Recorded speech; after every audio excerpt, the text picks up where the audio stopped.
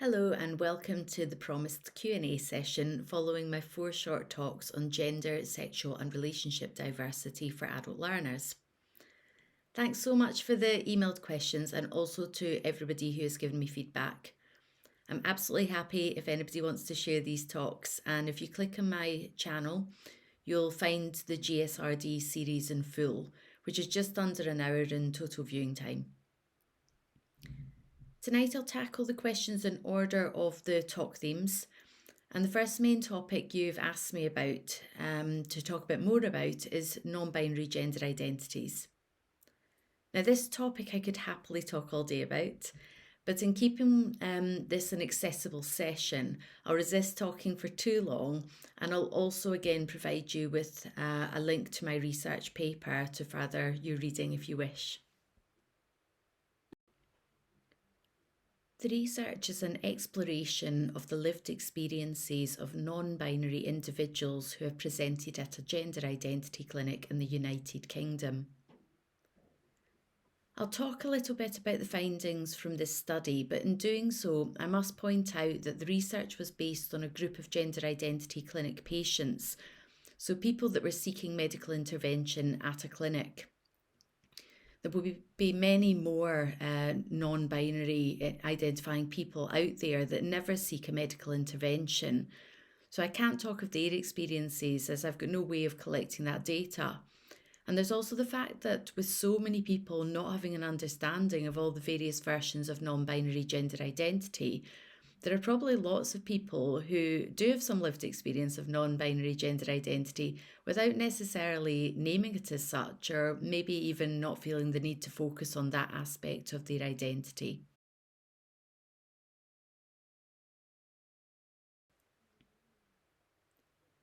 Non-binary is an umbrella term, and there are lots of identifying labels that we might find under that umbrella to describe better how each non-binary person might experience their gender, including having the experience of being genderless or unlabelled. As discussed in week 2, some non-binary people choose neutral or neo-pronouns, and some don't. So as the theme goes, we must make no assumptions.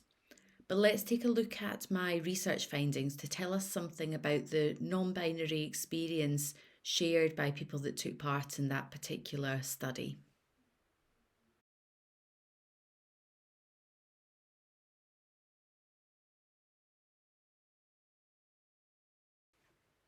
Five main themes were identified. Number 1, invisibility. There was a shared experience that there is no language or structure outside of the binary for non-binary people to express their gender status, and most people don't really understand it. Many people have never heard of it, and even mental health professionals assume binary gender. Non-binary people rely on negation to articulate identity, and are often feeling they are explaining who they are by what they are not. This creates a conflict, as there was also the need to be defined and understood as a person, not merely an absence. Number 2, managing non-binary identity in a binary world. There was a shared experience of feeling afraid to speak out, in fear of looking like a nuisance or a special snowflake. Our participants felt they made constant compromises, for example in having to pick a binary gender indicator to apply for a job, being asked when they were going to transition and wear female or male clothes, having the wrong pronouns used so many times they felt like giving up, and isolating themselves or choosing to just be around trusted friends that see them for who they are. Number 3, individuality.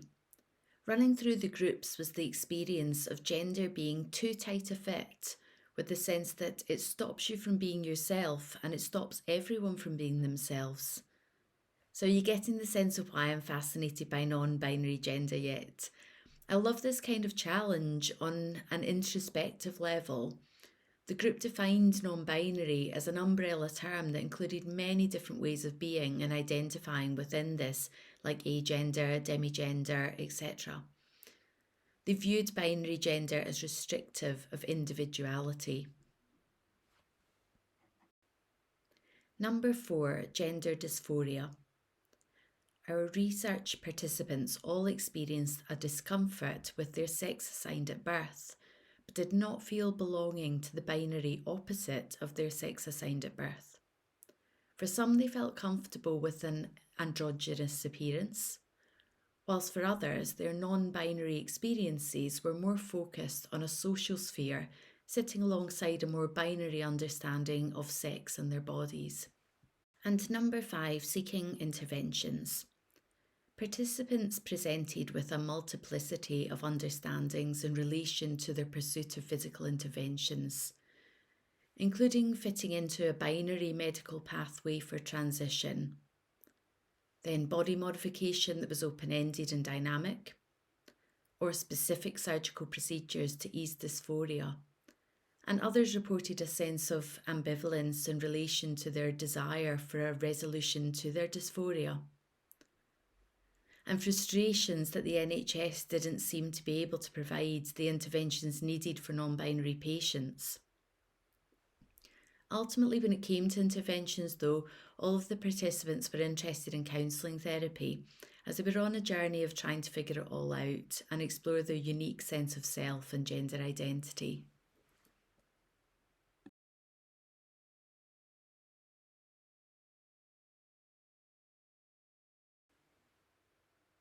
I think it's so important that we are recognising this significant demographic of people, as we've all seen in the recent press that this group faces huge amounts of discrimination.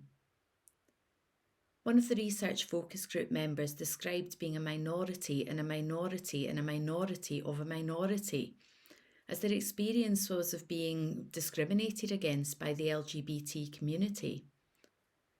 Again, we have probably all seen the current trend in social media, #IStandWithLesbians.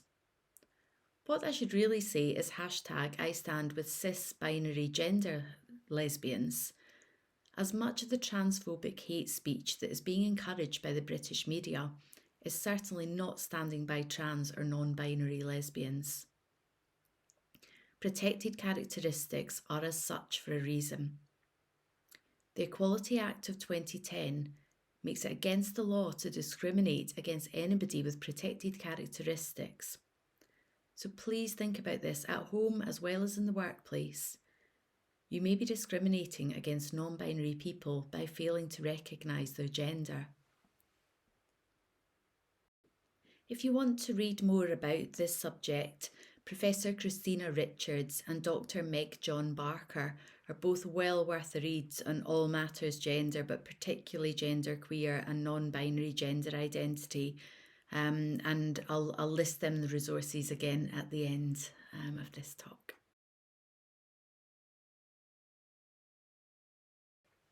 Moving on to question 2. A couple of people rightfully mentioned that I didn't talk about sex work in week 3, sex and sexuality.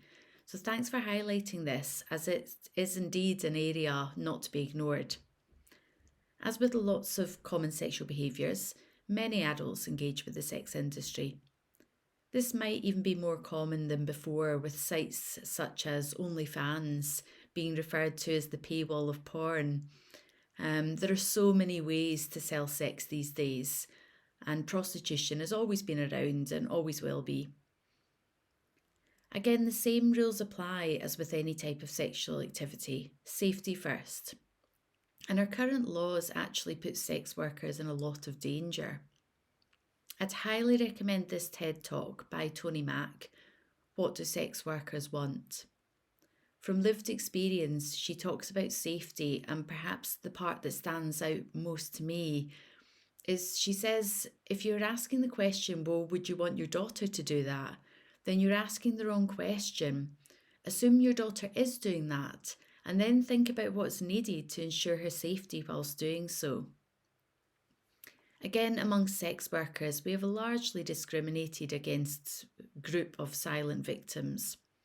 Whorephobia is huge. Sex workers are silenced and they have no rights.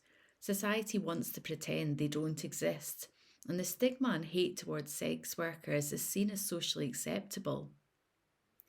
If the British media truly want to hear more voices represented, This would be a really good starting place. If we listen to sex workers, we can pay attention to the real life experiences of real people and make the world a fairer place with representation of this invisible yet significant demographic. Our third and final question theme for tonight is intersex.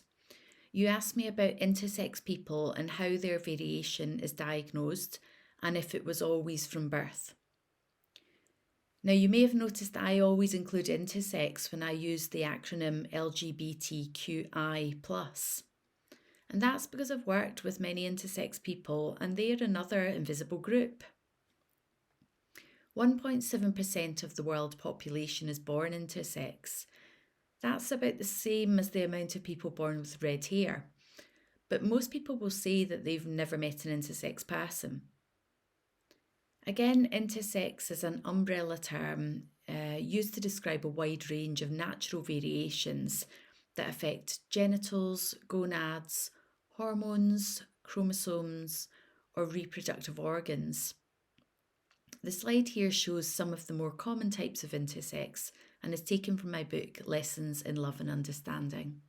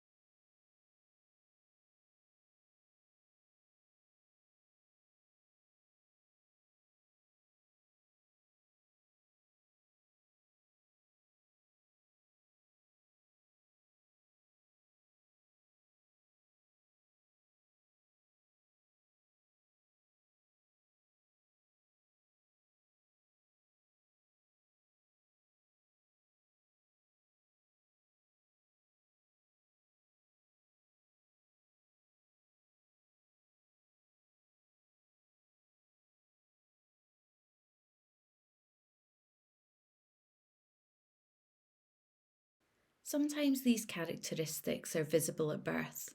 Sometimes they appear at puberty or adolescence if puberty does not occur as typically expected.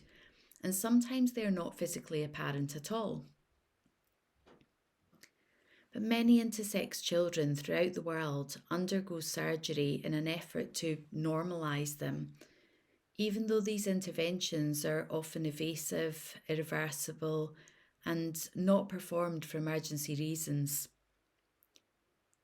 Although doctors and parents may be well meaning, the reality is that the procedures performed in intersex children can cause major problems, including pain, infertility, incontinence, and psychological suffering, all for the reason of making children conform to society's idea of what a girl or a boy should look like. Of course, there is a whole field of specialist medicine devoted to intersex patients seeking interventions, and appropriate specialist healthcare is absolutely beneficial to many intersex people. There are also many support communities and lots of amazing intersex activists around the world who are fighting to raise awareness and protect human rights. ukia.co.uk are a good place to go. They're the UK Intersex Association if you want to find out more or to seek support. So I'm going to stop now, or I could talk all night. I'm so glad to have had the opportunity to talk on the three themes you gave me, as we can see that all three are linked together by the experience of minority stress, invisibility, and discrimination faced by non-binary people, sex workers, and intersex people. I'll leave you now with a resource list to cover all four talks and the Q&A tonight. And thank you again for joining me on this GSRD short talk series.